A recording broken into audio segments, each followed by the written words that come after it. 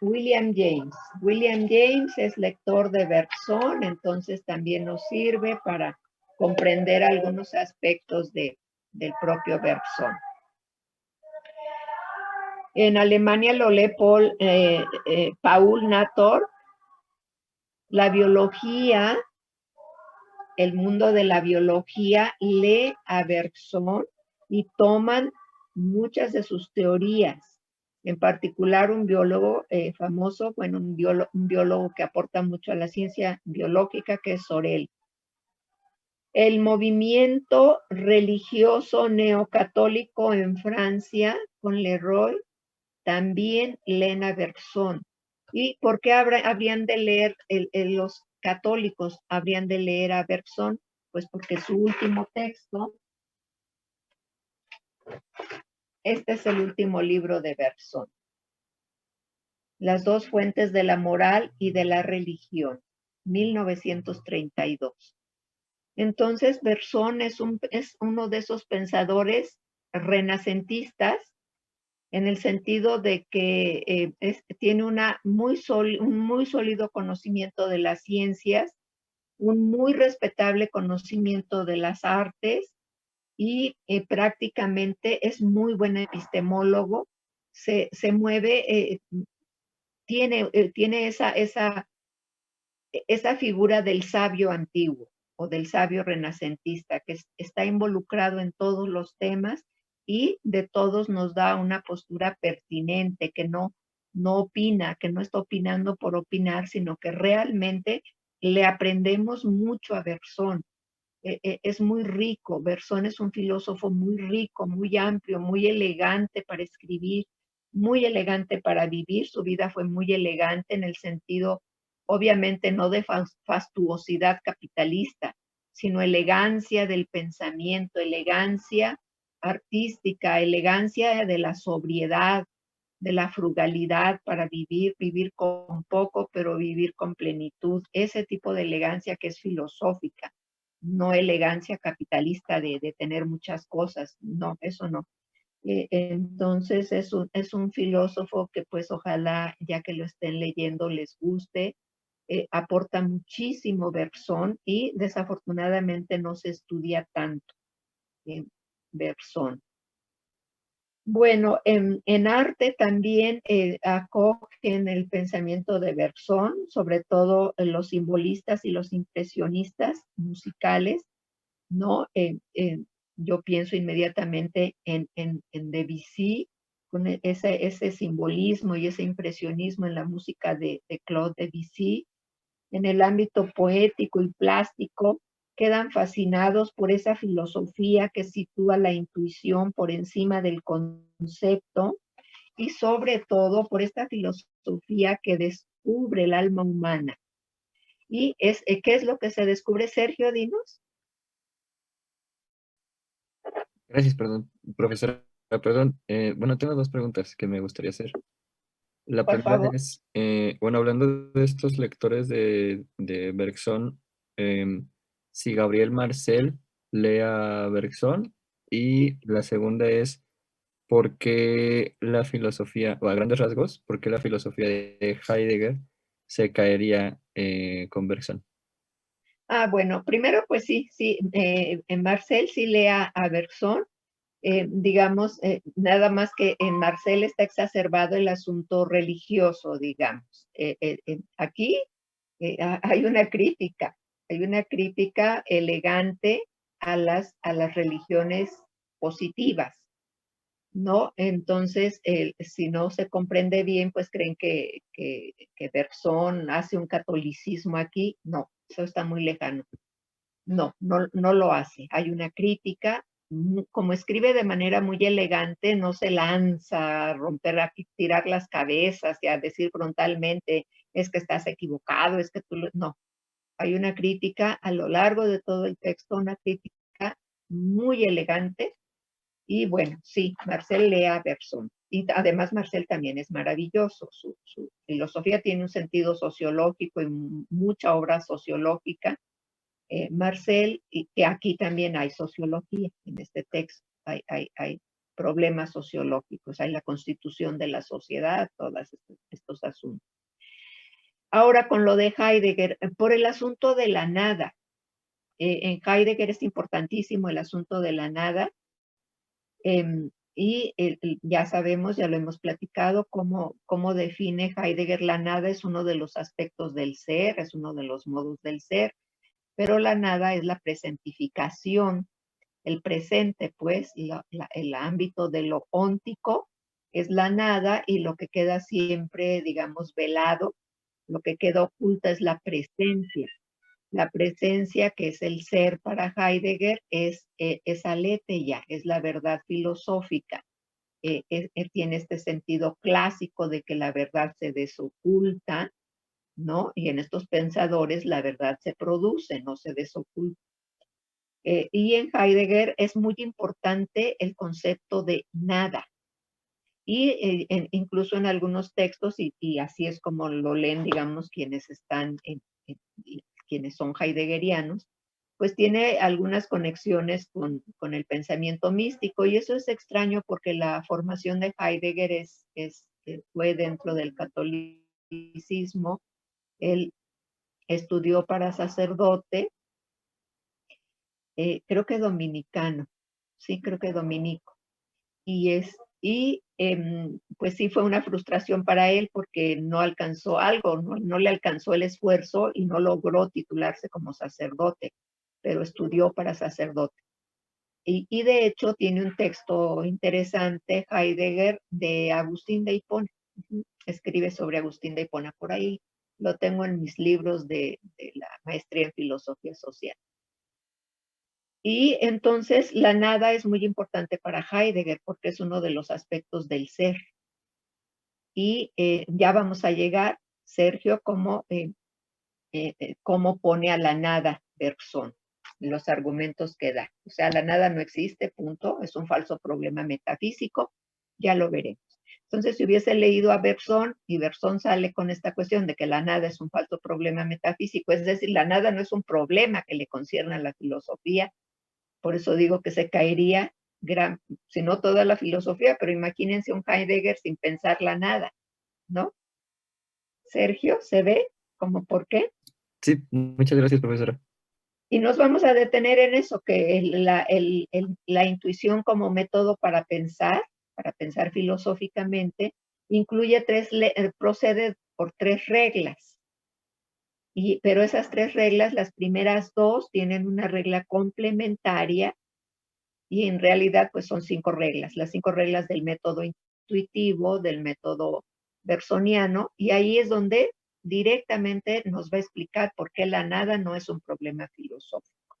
Y por eso digo, pues qué bueno que Heidegger no lo leyó, porque ahí o lo hubiera hecho a un lado a Bergson, y ya, y sigue obviamente con su sistema en que incluye de manera importantísima a la nada.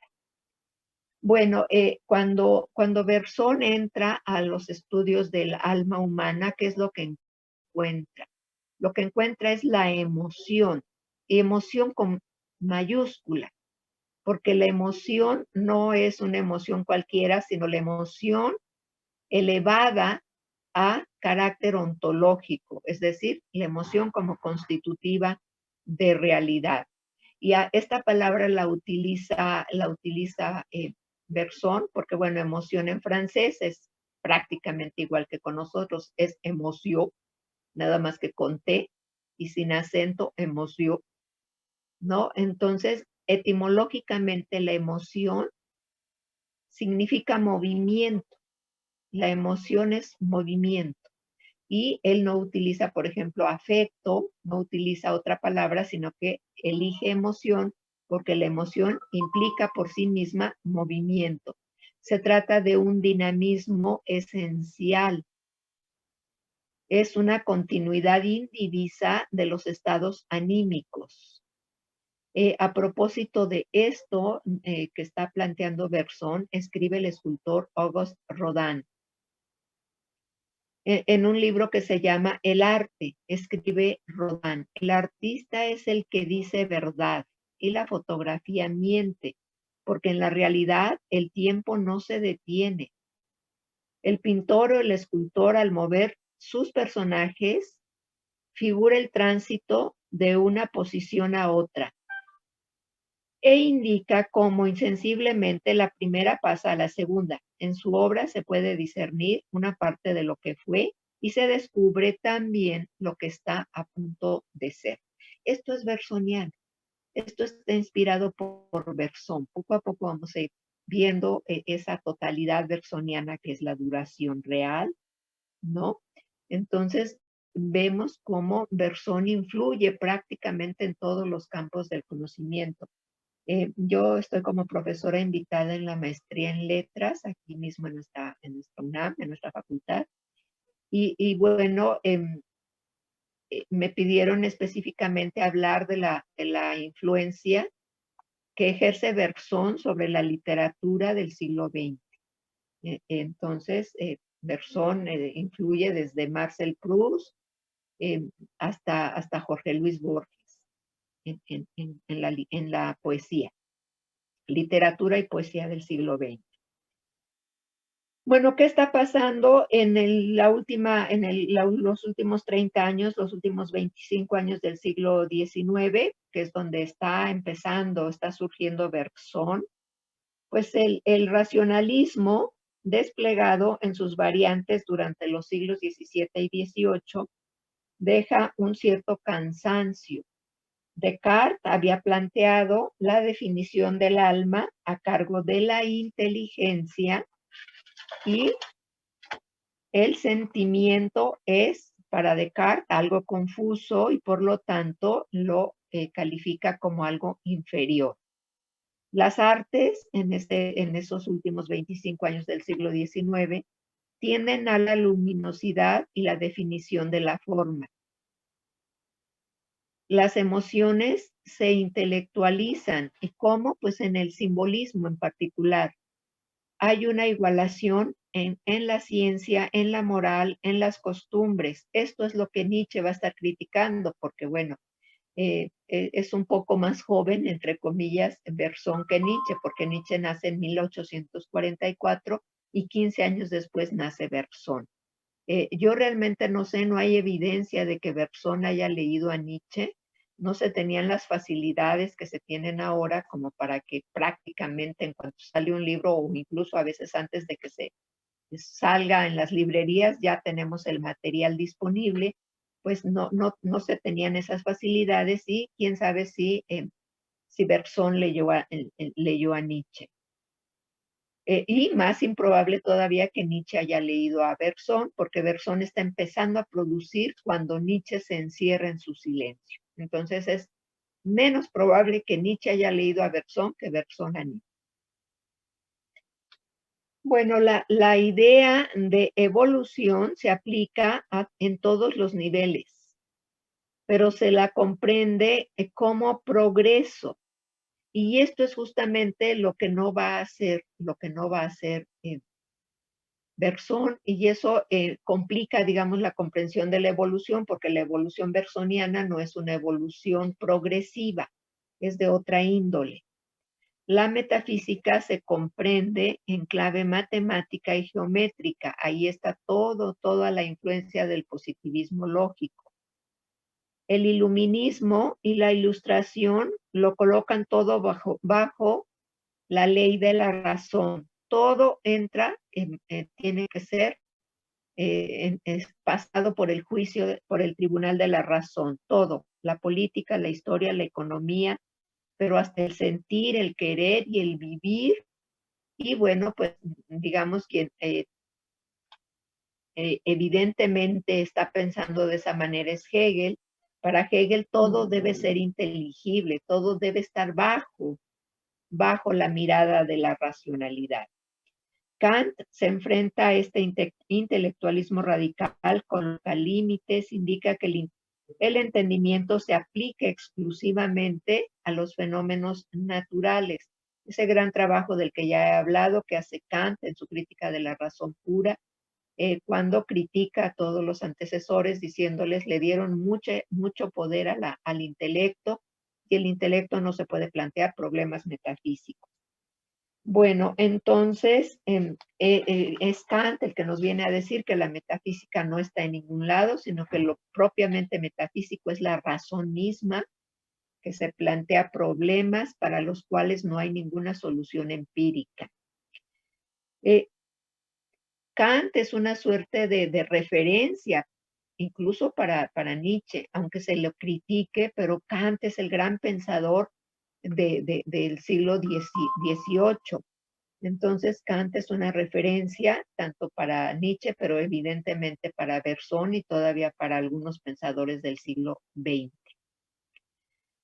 Bueno, el siglo XVIII también y el siglo XIX, donde surge la filosofía de Bergson, pues está alejando del romanticismo, el romanticismo no solamente en las artes, sino el romanticismo en la filosofía, que es algo, por ejemplo, que el propio Nietzsche se critica con respecto a su obra, a su primera obra, El nacimiento de la tragedia, que le encuentra todavía con un olor del romanticismo con mucha influencia del romanticismo, aunque a mí me parece que fue excesivamente duro consigo mismo, porque sí, el lenguaje es schopenhaueriano, el lenguaje es romántico, pero las ideas de la filosofía de Nietzsche ahí están en El nacimiento de la tragedia y van a persistir hasta finales del 1888, porque cuando se recluye en silencio es en 1889 con el evento del caballo golpeado, ¿no? Bueno, entonces es aquí donde pues la metafísica antigua está sufriendo un revés, está reformulándose la metafísica y pues ya el romanticismo había puesto sobre la razón un sentimiento sublime. Y ahí pues tenemos grandes filosofías como la de Hegel, Schelling, que es una delicia su filosofía, su metafísica, Fichte, todos ellos tienen un matiz estético. Y desde luego Schopenhauer está en este grupo, Hegel, Schopenhauer, Schelling, Fichte. Todos ellos consideran el sentimiento y la intuición, todos ellos quieren recuperar el sentido de la metafísica antigua antes de que pensar se convirtiera en un tránsito de objeto a objeto buscando lo infinito. Hay un sentido crítico en todos estos filósofos que son el suelo en el que nace la filosofía de Bergson. Hay una inquietud, hay una incomodidad con respecto ya no tanto a los aspectos tradicionales de la filosofía, sino a la pérdida de rumbo de la filosofía por la irrupción del positivismo lógico que todo lo achata. Si rápidamente recordamos cuál es uno de los postulados que dan estructura al pensamiento de Auguste Comte, es un trazo epistemológico. Dice Auguste Comte que el conocimiento tiene tres estadios, había pasado por tres estadios. El estadio, el ingenuo, ¿no? El que cifra su conocimiento en objetos sobrenaturales, entonces es el pensamiento mágico, el pensamiento ingenuo, preconceptual, lo que los grandes historiadores de la filosofía suelen llamar el milagro griego, ¿no? Ese paso, ese estadio religioso, mítico, mágico, previo al pensamiento conceptual. Y luego, pues el pensamiento conceptual que Comte le llama pensamiento metafísico. Entonces, el primero es un pensamiento mágico, el segundo es un pensamiento religioso, dice Comte, que la metafísica es religión, y dice que el verdadero conocimiento es el científico, es el positivo. Y pues todos estos filósofos se duelen de que la filosofía esté siendo considerada como una ciencia positiva.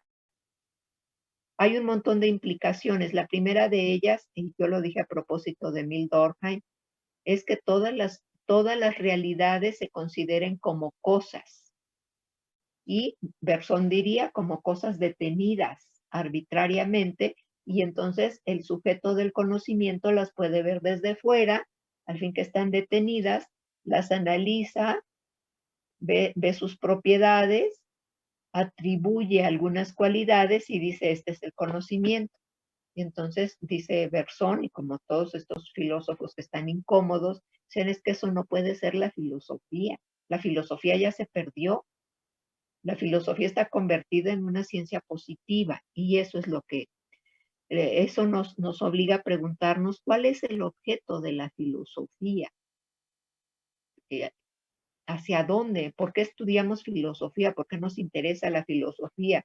No ciertamente para decir que las realidades son cosas, porque para eso están los físicos, están los biólogos, están las ciencias particulares. Bueno, el positivismo niega un objeto real propio para conocer y también le niega un método propio. Cree que se ha dedicado a estudiar problemas ficticios e insolubles, porque la inteligencia no conoce más que los objetos palmarios. En sentido tradicional, los problemas de la metafísica serían las causas y los principios primeros, la finalidad, la esencia de las cosas.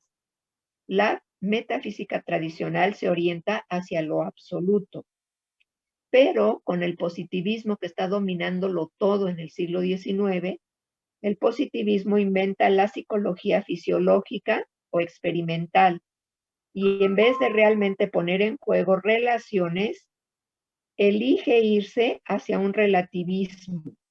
Y aquí pues siempre tener ese cuidado de que no es lo mismo el relativismo que una teoría filosófica de las relaciones. ¿Dónde está la diferencia? Cuando decimos esto es relativo o hay un relativismo, allí hay un apunte epistemológico, porque es relativo a una verdad o a una realidad o a un objeto. Es algo relativo a otro algo. En cambio, una teoría de las relaciones, un pensamiento relacional, y esto Hume lo enseña muy bien, cuando Hume dice la relación es un elemento que está por fuera de los objetos y de los sujetos, que no le pertenece ni al objeto ni al sujeto, sino que es lo que enlaza. Enlaza objeto con objeto o un objeto con un sujeto. Entonces, el carácter relacional es filosófico, el carácter relativo es epistemológico. Bueno, esta psicología fisiológica que está promovida por el positivismo, inventada por el positivismo, pues es científica.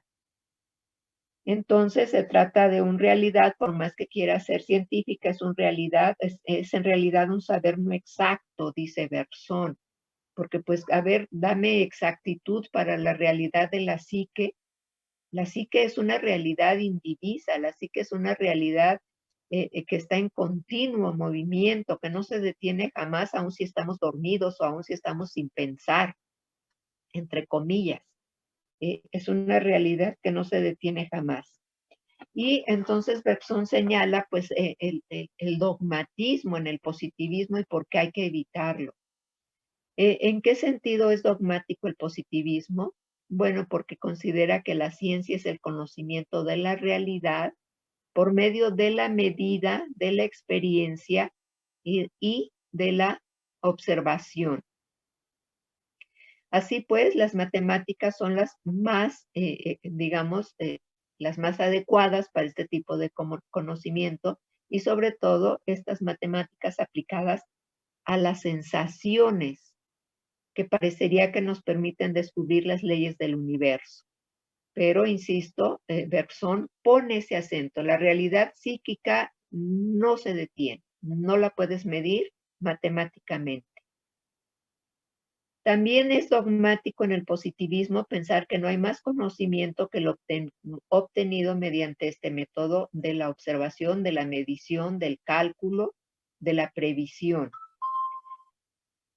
La lógica, la ética, la estética las pone el positivismo como partes de la psicología y las nomina como ciencias que estudian cómo se piensa, cómo se quiere y cómo se siente.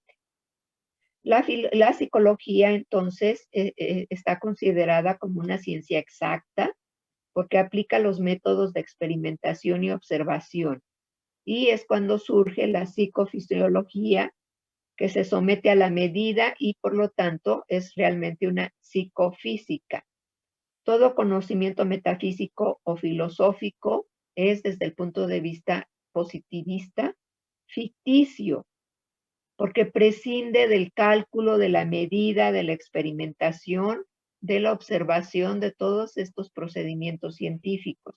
Vemos cómo Comte descalifica por completo la filosofía y pues luego es un enojo porque tiene un texto, por ahí lo tengo, que también es de filosofía social, que se llama filosofía positiva. Entonces, si descalifica la filosofía, ¿por qué insiste en llamarle filosofía a su método? Bueno, pues este es el ambiente, es solo la introducción de Bergson. Ya para la próxima semana les pongo materiales, les voy a poner, por si no lo tienen, el ensayito de introducción a la filosofía, a la metafísica, perdón, y tengo mucho material en PDF de Bergson, se los coloco en plataforma y bueno, hallaré, te lo hago llegar a tu correo para que tengan los materiales de Bergson y comiencen a leer. Por lo pronto déjenme ver mi libro de introducción a la metafísica. Ay, no, este es de Descartes. Este es lo del método. Bueno, lean por favor de lo que les voy a mandar de introducción a la metafísica, que ya no sé dónde se me quedó. Bueno, aquí lo voy a ver en el original en francés, en la Pensée le Mouvement. Aquí está la introducción a la metafísica. Bueno, lean de la introducción a la metafísica, de que les voy a mandar las primeras 5 hojitas. Ya saben, como siempre les digo, que en filosofía parece que leemos pocas hojas porque están muy llenas de contenido, tienen muchos problemas. Entonces, cuando les mande, de hecho, ahorita mismo, gracias, Sergio, ahorita mismo, en cuanto nos desconectemos, entonces les coloco inmediatamente la introducción a la metafísica para que tengan los materiales. Mi libro, no, pues creo que está agotado, lo tengo en PDF, pues si lo quieren se los pongo en plataforma, lo tengo en PDF, porque me parece que está agotado y a mí esa cuestión de, ya las librerías estaban en el sótano, en el Fondo de Cultura, en la Gandhi, pero tengo entendido que está agotado ese libro. Y bueno, pues se los coloco, voy por él, lo tengo acá. Es que este es otro bultito de otra clase, es la de los martes, ahí voy a hablar los martes. Es este. Y entonces es bersoniano. La primera parte hablo de la filosofía de Bergson y luego pues el cine, de cine, que pues hablo de muchos autores, ¿no? Entonces se los coloco también en plataforma. Bueno, este bultito va para acá. Bueno, chicos, muchas gracias. ¿Tienen preguntas? Ahorita mismo les coloco el de introducción a la metafísica de Bergson y también si tengo de otros materiales, que tengo mucho material de Bergson. Muchas gracias, Betsabe, gracias a todos. ¿Preguntas? ¿Todo bien?